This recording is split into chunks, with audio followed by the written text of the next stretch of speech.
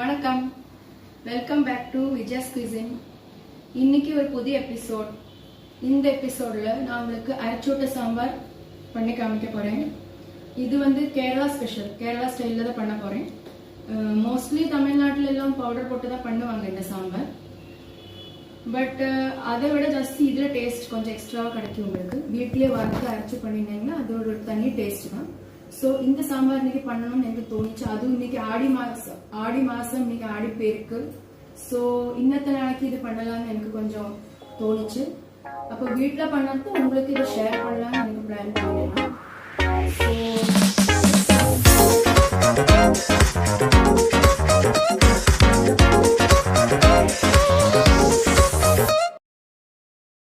So நம்ம இப்போ என்னெல்லாம் இன்கிரீடியன்ஸ், சாம்பார் கொண்ட இன்கிரீடியன்ஸ் என்னலாம்னு பார்க்கலாம். நான் உங்களுக்கு காமிச்சிட்டு வரேன். ஃபர்ஸ்ட் வந்து நீங்க என்ன வெஜிடபிள்ஸ் வேணா யூஸ் பண்ணிக்கலாம். நான் வந்து இன்னைக்கு இளவன் மத்தன், 2 முருங்கைக்காய், 2 வெண்டைக்காய், 2 டொமேட்டோ. நீங்க இதுல கத்திரிக்காய் யூஸ் பண்ணிக்கலாம், பொட்டேட்டோ போட்டுக்கலாம், என்ன வேணா போட்டு. இதுக்கு வறுக்கிறதுக்கு வந்து ஒன்லி கோகோனட் ஆயில் தான் நீங்க யூஸ் பண்ணணும்.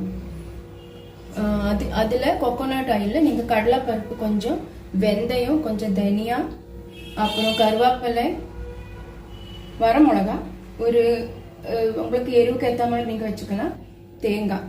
இதை நீங்கள் துருவி வச்சுக்கலாம். நான் இன்னைக்கு கட் பண்ணி வச்சுருக்கேன் வறுக்கிறதுக்கு. நீங்கள் தேங்காய் துருவி வச்சுக்கலாம். புளி வச்சுருக்கேன், சின்ன பீஸாக எடுத்து ஒரு பால் டைப், சின்ன பால் ஒரு சைஸில். தோரப்பருப்பு ஆல்ரெடி வேவிச்சு வச்சுருக்கேன். அப்புறம் கொரியண்டர் லாஸ்ட்டில் கார்னிஷ் பண்ணேன். அப்புறம் லாஸ்ட்டில் சாம்பார் பண்ணதுக்கு அப்புறம் எண்ணெய், இது கடுகு பொரிச்சு கொட்ட கடுகு, கருவேப்பிலை கொஞ்சம் பொரிச்சு கொட்டலாம். அவ்வளோ. பின்ன மஞ்சள் பொடி நம்ம இதில் யூஸ் பண்ண போகிறோம். சால்ட் வச்சுருக்கேன் டேஸ்ட்டுக்கு ஏற்ற மாதிரி. இவ்வளோதாங்க இன்க்ரீடியன்ஸ் இன்னைக்கு நம்ம யூஸ் பண்ண போகிறோம். ஓகே, ஸோ நம்ம இப்போ ஸ்டார்ட் பண்ண போகிறோம். ஸோ ஃபர்ஸ்ட் நம்ம என்ன பண்ணணும்னா, ஒரு வெசலில் நம்ம இந்த வெஜிடபிள்ஸ் எல்லாம் வேவிச்சு எடுக்கணும். வெஜிடபிளில் கொஞ்சம் மஞ்சள் பொடி சால்ட்டும் போட்டு நல்லா பாயில் பண்ணி எடுக்கணும். ஒரு 60% அது வந்து கழிஞ்சா நம்ம பாக்கியெல்லாம் ஸ்டார்ட் பண்ணலாம். இப்போ நான் வந்து இளவன், மத்தன், முருங்கைக்காய் இது 3 ஆட் பண்ணிக்கிறேன். ஒரு கொஞ்ச நேரம் கழிஞ்சிட்டு வெண்டைக்காய், டொமேட்டோ ஆட் பண்ணலாம், இல்லைன்னா அது ரொம்ப ஓவர் குக் ஆகிடும். தேவைக்கேற்ற மஞ்சள் பொடி இருக்கேன். ஓகே, அதே மாதிரி வெஜிடபிள்ஸில் உப்பு சேரணும், அதனால கொஞ்சம் உப்பு ஆட் பண்ணிக்கிறேன். வெஜிடபிள்ஸில் உப்பு சேரணும். வெஜிடபிள்ஸ் நல்லா பாயில் ஆகணும். நல்லா பாயில் ஆனதுக்கப்புறம் நம்ம பாக்கியெல்லாம் ஆட் பண்ணிக்கலாம். ஓகே, இப்போ நம்ம பாக்கி வெஜிடபிள்ஸ்லாம் கொஞ்சம் வெந்துடுச்சு. அதுக்கப்புறம் டொமேட்டோ 3 டொமேட்டோ நறுக்கி வச்சுருந்தேன், அதுவும் வெண்டைக்காயும் ஆட் பண்ணியாச்சு. அதுவும் வெந்துட்டுருக்கு.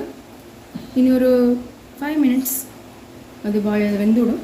அதுக்குள்ளே சைடில் நம்ம இங்கே சாம்பாருக்கு என்ன வேணுமோ அதெல்லாம் வறுத்துட்டு அரைக்கிறதுக்கு, நம்ம பேஸ்ட் பண்ணுறதுக்கு நம்ம ரெடி பண்ணலாம். ஓகே, சைடில் நம்ம வறுத்துக்கலாம். இப்போது ஃபஸ்ட்டு அது ஒரு கடையில் கோகோனட் ஆயில் கொஞ்சம் விட்டுக்கணும். ஓகே, நம்ம இதை வந்து எப்போவுமே வறுக்கிறதுக்கு இதாக தான் வச்சுக்கணும், லோ ஃப்ளேமில் தான் வச்சுக்கணும். மீடியம் இல்லைன்னா லோ.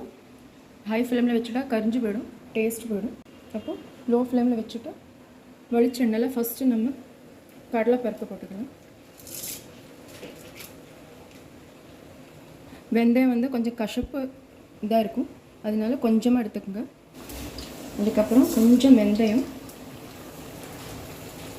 2 வெந்தயம் போட்டிருக்கேன்.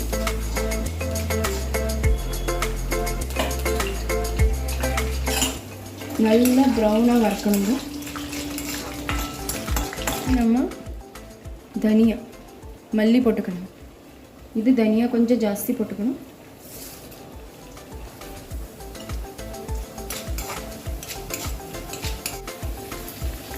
கருவேப்பிலை ஆட் பண்ணிக்கலாம்.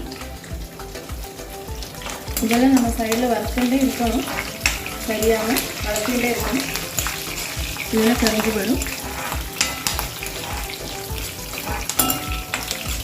இனி நம்ம இதில்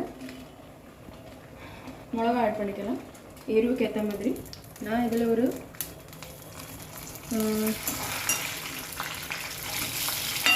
8-9 மிளகா ஆட் பண்ணியிருக்கேன். உங்களுக்கு வேணும்னா எரு வேணும்னா ஒரு 2 மிளகாய் எக்ஸ்ட்ரா வச்சுக்கலாம். இப்போ நம்ம இதில் இது கட் பண்ணி வச்சுட்டு கோகோனட் ஆட் பண்ணிக்கலாம். தேவைக்கு ஏற்ற மாதிரி. ஆக்சுவலி துருவி வச்சுட்டு ஆட் பண்ணணும். நான் கட் பண்ணியிருக்கேன்.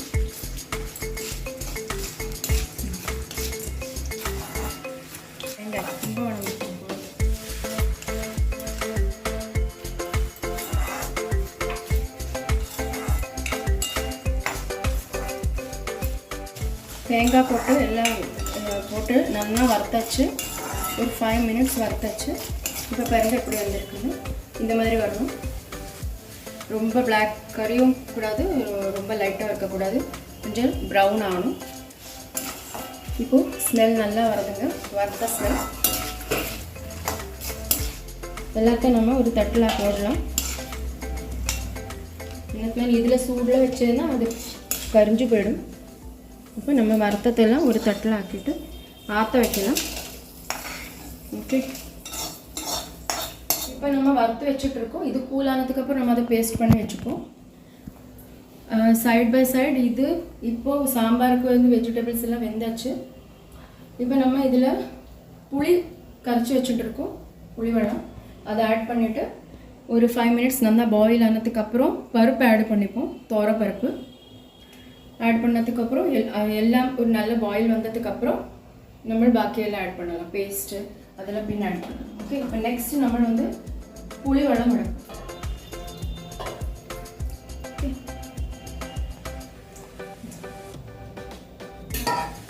புளி வளம் விட்டாச்சுங்க.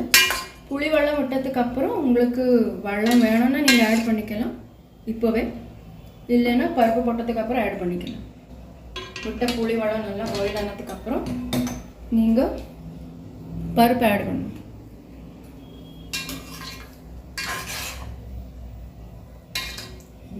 இப்போ அது பாருங்கள் பாயில் ஆயிடுச்சு. புளி வெள்ளம் வெஜிடபிள்ஸ் ரெண்டும் நல்லா பாயில் ஆயிடுச்சு. இனி இப்போ நம்ம இதில் பருப்பை ஆட் பண்ணிக்கலாம். ஓகே, இது குக்கரில் நான் ஆல்ரெடி வேவிச்சு வச்சுருந்தேன். அந்த பருப்பை நம்ம ஆட் பண்ணிக்கலாம்.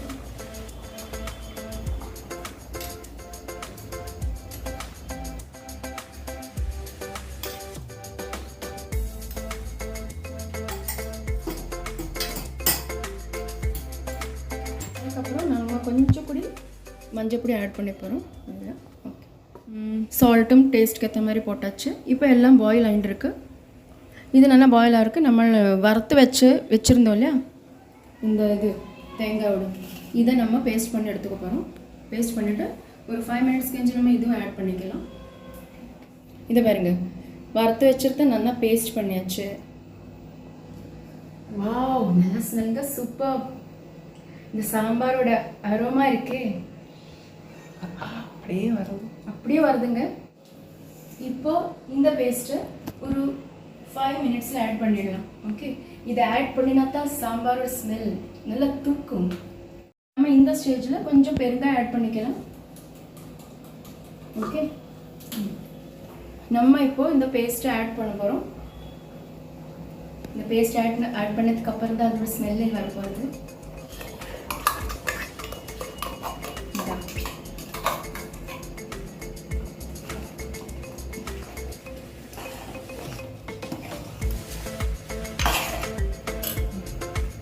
இது பாருங்க, பேஸ்ட் ஆட் பண்ணியாச்சு.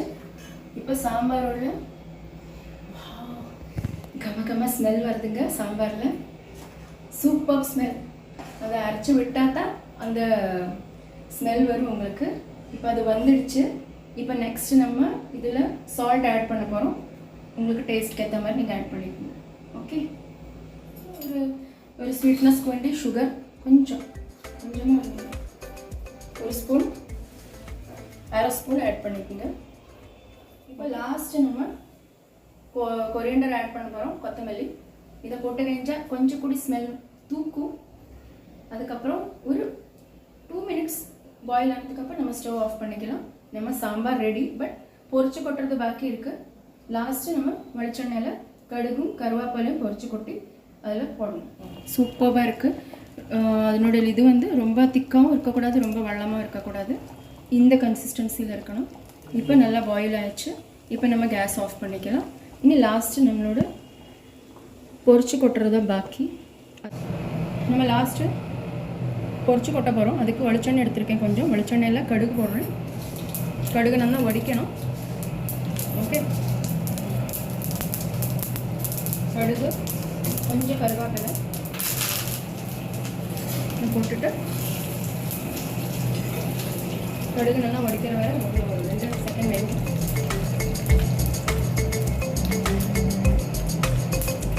ஓகே, கடுகு நல்லா வடிச்சு நம்ம அதை போட்டுக்கலாம் சாம்பாரில் ஆட் பண்ணி.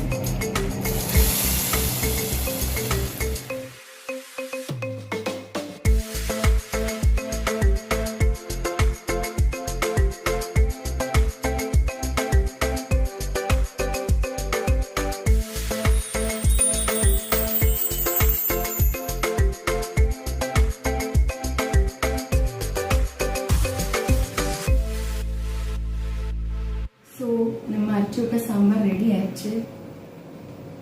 வாவ், நல்ல ஸ்மெல் வருதுங்க. இந்த வறுத்த அரைச்சாலே இந்த ஸ்மெல் ரொம்ப இதாக வரும்.